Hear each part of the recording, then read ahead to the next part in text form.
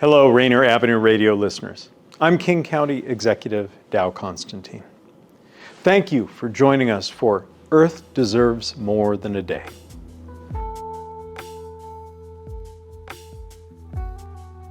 And yet, so especially for the Black community, so many of us have an estranged relationship with the outdoors.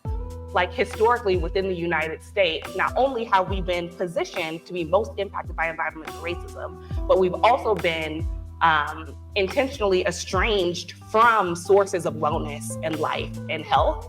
You know, I think to me, and I think working on the ground in community, I think environmental justice is also helping people recognize where they can actually find the benefits of being in nature, close to the city.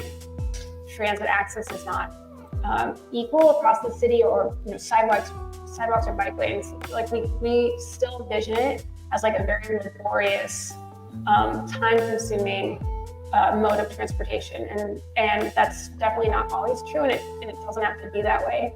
I know what we've been seeing is as global temperatures are rising across the world, we are definitely seeing some local impacts here as well. And as someone that's lived here pretty much all my life, I feel like I can even notice the differences and the need for more and more cooling and the need for more and more air conditioning. And as we're looking at sort of future trends, we are expecting there to be more heat days on average for Western Washington during the summer, and also an increase in just general air temperatures in the Puget Sound area. And let's talk about standard living. What are we talking about? We're talking about drinkable water. We're talking about quality health care. We're talking about reliable electricity. We're talking about safe buildings. We're talking about nice quality roads. We're talking about quality of education. We're talking about mental health issues, and also quality of food, access to quality of food, and all these kind of tie in indirectly. There are a lot of good days, and it's really important to be intentional about seeking out the good news, because we are so inundated with climate doomism. I'll be the first person to tell you that could be, a very nerve-wracking thing, right? To be vulnerable, but to be vulnerable is honest, and those are the type of people we like. One of the ways that we address environmental justice is also remembering that racial justice is environmental justice. Because of the nuclear Hanford site itself, for over 30 years, the Department of Defense and the Department of Energy has produced tons of plutonium.